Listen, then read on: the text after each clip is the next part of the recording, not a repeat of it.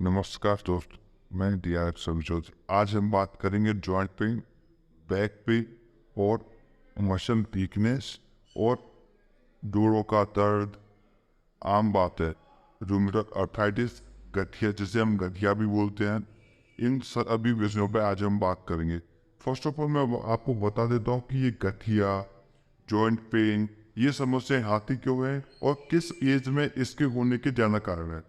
तो इन्हीं चीज़ों पर आज आप और हम बात करेंगे। फर्स्ट ऑफ ऑल मैं आपको बता देता हूँ कि क्या क्या इसके मेन कारण है और किस एज में इसके ज़्यादा होने के चांसेस होते हैं।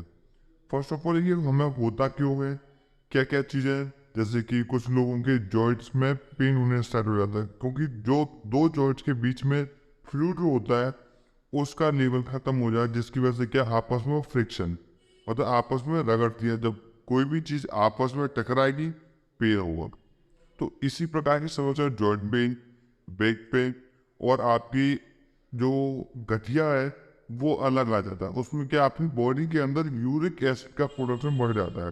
तो ये समस्या हमें क्यों आ रही है, किस कारणवश आ रही है और कम आयु में भी देखने को मिल रही है, तो इसके मेन क्या है। क्या हम गठिया को जड़ से समाप्त कर सकते हैं, जड़ से ठीक कर सकते हैं?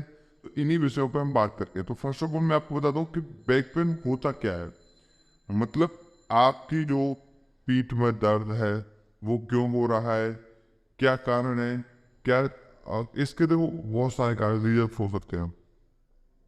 फर्स्ट ऑफ ऑल क्या होता है कि आपकी किसी चोट के कारण हो सकता है, बट अगर आपको कोई चोट नहीं लगी है, कोई प्रॉब्लम नहीं है, तो इसके कारण क्या हो सकते हैं, जैसे आपकी बोन डेंसिटी कम हो जाना। मतलब कि आपकी बोन डेंसिटी, आपकी कैल्शियम की बॉडी में कम प्रोडक्शन और विटामिन डी की कमी के सबसे ज़्यादा इम्पोर्टेंट होती है हड्डियों के लिए मजबूती के लिए विटामिन डी। जब हमारी बॉडी में विटामिन डी की कमी हो जाती है तब ये दिक्कत परेशानी होती है। तो इसके लिए हमें ऐसा क्या खान पीन रहना रखना चाहिए, क्या हमारी बॉडी खुद विटामिन डी प्रिपेयर तैयार करती है या नहीं कर पाती। तो इन्हीं भी इस विषय को मैं आपको बताऊंगा अच्छी तरीके से और मैं कोशिश करूंगा कि आप मेरी जानकारी के द्वारा आप इस समस्या का समाधान कर पाए। तो इसी बात पर मैं आप पे आगे बढ़ता हूँ, आपको बताता हूँ। फर्स्ट ऑफ ऑल मैं आपको जॉइंट पेन क्या होता है कि जब दो जॉइंट्स, जैसे हमारी रीढ़ की है, ये है जॉइंट है, यहाँ पे एक हड्डी रेडियस अल्ना ये वाली हड्डियाँ हैं, तो और एक हमारी फेरेंजियस वाली फिंगर्स की थी, हाथ के तेज निकल लेती है।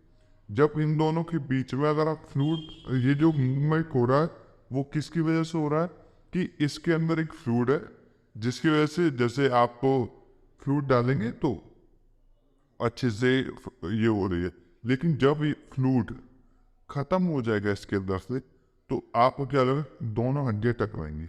आपने देखा हो कुछ लोगों की है जब टकराते तो उसमें कट कट की आवाज़ आती है, मतलब फ्लूइड नहीं है, वो धीरे धीरे फ्रिक्शन की वजह से आपकी जो बॉडी डेंसिटी है वो कम हो रही है, धीरे धीरे आप भी जॉइंट पेन के शिकार हो सकते हैं। इसी विषय पर हम आपसे बात करने वाले हैं। तो सेकंड ऑफ क्या है, be back pain. First of हम बात करेंगे सबसे ज़्यादा महिलाएं इससे परेशान है। महिलाओं में बैक पेन के पीठ दर्द की समस्या बहुत ज़्यादा है। तो देखिए इसी के लिए मैं आपको कुछ खाने की चीज़ें हैं, क्या हम खाएं कि जिससे कि हमें बैक पेन, पीठ दर्द की समस्या ना आए। सेकंड, इसके रिगार्डिंग मैं आपको बताना चाहूँगा कि क्या हम एक्सरसाइज करें और क्या ऐसी चीज़ें लाइफ में करें जिससे कि हमें बैक पेन की समस्या, पीठ दर्द की समस्या समाप्त हो जाए। तो फर्स्ट ऑफ ऑल होता है कि हम ये जो चार्ट दिख रहा है इसमें मैंने आपको सारी चीज़ें नोटेड हैं। फर्स्ट ऑफ ऑल हम बता दें क्या हमें एक्सरसाइज करनी चाहिए जिससे कि हमें बैक पेन की समस्या ना आए। फर्स्ट ऑफ ऑल हम फेस अप्स, जैसे पुल अप एंड पुशअप करते हैं, ये बुजुर्गों के लिए नहीं है। जो चाहते हैं, ये जो मैं एक्सरसाइज बता रहा हूँ हेल्दी पर्सन के लिए है जिनको आगे चल के फ्यूचर में इस प्रकार की समस्या ना आए। मतलब आपको क्या करना चाहिए, पुशअप करने से क्या होगा कि आपकी जॉइंट वर्किंग करेंगे और आपकी जहाँ पर जो चीज़ वर्किंग में रहती है उसमें कोई इश्यूज नहीं आते।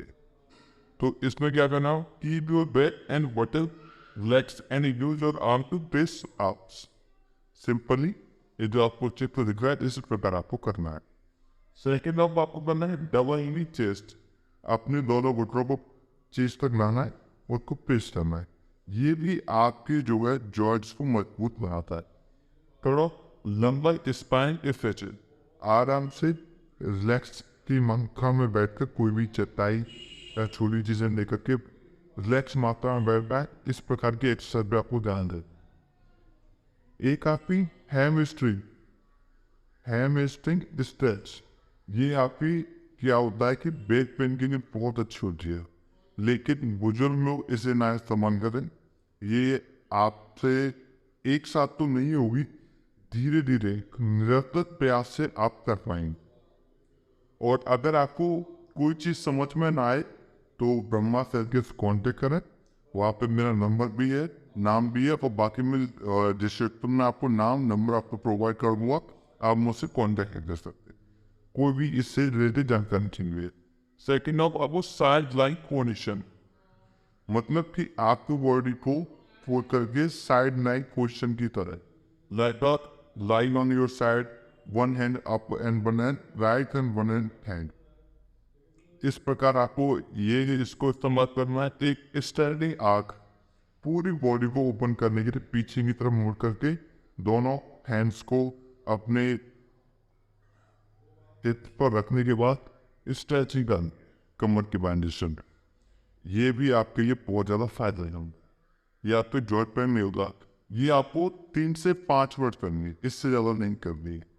थोड़ा आपकी साइड ग्लाइड्स, जो ग्लाइडेंस होते हैं उनको ओपन करने के लिए क्या करना है, सिंपली आपको एक दीवार के साथ पुश करना है, जिससे आपको लगे कि बॉडी पे वर्किंग है। बस इस प्रकार सिंपल, ज़्यादा मेहनत नहीं करनी है और एक साथ पूरा नहीं कर पाए, धीरे धीरे हैबिट में लाना है, अभ्यास में लाना है, उसके बाद आपको स्टार्ट करना है। अब मैं आपको कुछ चीज़ें ऐसी बताऊंगा कि जो चीज़ करेंगे वो कुछ चीज़ नहीं कर, जो चीज़ क्या आपको करना है जिससे कि बैक पेन ना हो, वो क्या नहीं करना है कि जिससे आपको बैक पेन ना हो। इस चीज़ पर देखिए क्या करना है। सेकेंड, देखो बैठने की पोजीशन हमारे लिए बहुत मायने रखती है। जिस प्रकार हम बैठते हैं ना, उसी से हमारी आधी बीमारी खत्म है। तो देखिए, place is supportive towards roll near the belt line of the back, especially when sitting in a car। जब कार में बैठे आपकी जो है एक स्ट्रेट पोजीशन, बैठने की पोजीशन ऑलवेज स्ट्रेट, हमेशा स्ट्रेट रहना चाहिए। कभी भी झुक करके या मोड़ करके नहीं बैठना चाहिए, जिससे क्या है कि आपकी बैकबोन मजबूत रहती है, आर्मचेस का प्रोडक्शन अच्छा होता है, बॉडी को ऑक्सीजन अच्छी मिलती है, तो आपको लैक्टिक एसिड का प्रोडक्शन नहीं होता और आपके नीस जॉइंट्स वर्किंग में रहते हैं, तो आपको ये समस्या नहीं आती है। सेकंड, आपको जो है स्टैंडिंग खड़े होने की एक अच्छी होनी, किस प्रकार आपको खड़े होना है वो भी जो आपको वीडियो दे रखे। If you must stand for a long period of time, keep one leg up on a foot study. आपको टाइम हो जाए कि आप बहुत लंबे समय से खड़े हुए हैं, तो आप बॉडी को रिलैक्स करने के लिए अपने एक पैर को फोल्ड करके ऐसे करें, आपको रिलैक्सिंग पोजीशन में, ना कि बिल्कुल कमर मोड़ देना है। जैसे क्या हुआ कि आपकी जो बॉडी है ना अनकॉन्शियस, मतलब बहुत ही खराब कंडीशन में आती है, जिससे कि बैक पेन होने के और आपके जॉइंट पेन होने की समस्या बढ़ जाए। एक आपकी लिफ्टेड, ज़्यादा हैवी वेट ना हो, आप उतना ही कोशिश करें, वो उठाते हैं तो उस पर फोकस करें किस प्रकार आपको उठाना है।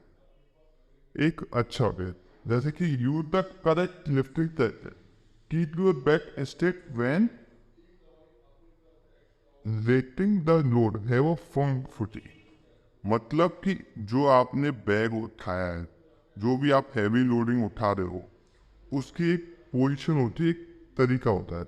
आपने देखो चींटी अपने से 50 गुना ज़्यादा भार उठा लेती है, लेकिन उसके पास कोई ना कोई टेक्निक होगी, उसी का ही टेक्निक काम करती है। निश्चिंत रही। एक आपकी लाइन, सोने का तरीका, सोने का तरीका प्रॉपर होना चाहिए। लोग गड़बड़ एक प्रॉपर स्टैंडिंग पोजीशन में। इन चीज़ों को फोकस करेंगे, आप back pain, joint pain, shoulder pain, इस प्रकार की समस्या से कभी भी परेशान नहीं रहेंगे। एक आपको क्या नहीं करना है, do not sit on a low seat, मतलब कि आपको रिलैक्सिंग वाली चेयर्स जो आती है उन पर नहीं बैठना है। ये फोकस रखिएगा standing, avoid the bent position, कभी टेढ़े होकर के, लेटे होकर के आलसीपन में नहीं रहना है। Standing position be correct. थोड़ा आपका लिफ्टिंग, उठाने का तरीका जो मैं बता चुका हूँ, लाइक सोने का तरीका, सिंपल ये चीज़ें आपको फॉलो करनी। अब इसके साथ मैं आपको बताना चाहूँ कुछ खाने पीने की चीज़ें। देखिए, सबसे ज़्यादा आप कहेंगे कि हमारे जो जॉइंट्स है उनमें से लिक्विड ख़त्म हो जाता है, मतलब जो फ्लूइड है वो खत्म है। तो हम अगर ऑयली फूड खाएं तो ज़्यादा फायदा रहेगा, ऐसा कुछ भी नहीं।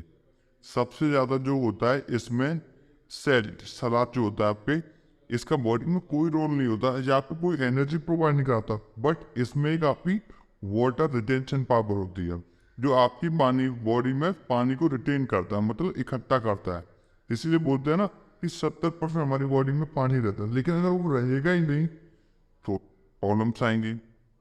उसी से आपका ब्लड बनेगा, उसी से आपका फ्लूइड बनेगा। तो इसके लिए हम अगर सैलेड खाएंगे तो फ्लूइड भी बनेगा और इशू भी नहीं आएगा।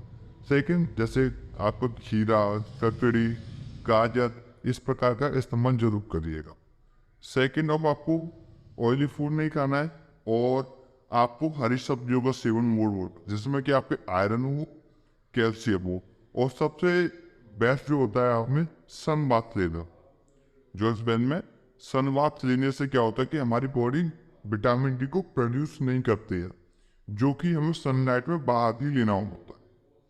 इस चीज़ पे फोकस करें कि आप विटामिन डी का सेवन करें कैसे भी।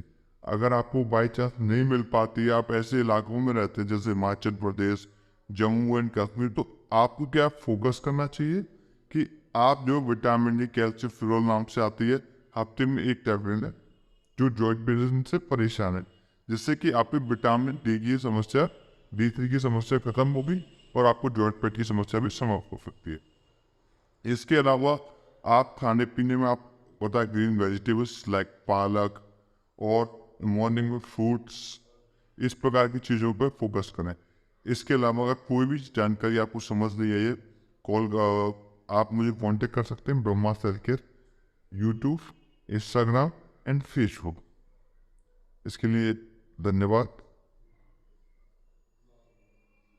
चैनल को लाइक करें, सब्सक्राइब करें, फॉलो करें। धन्यवाद।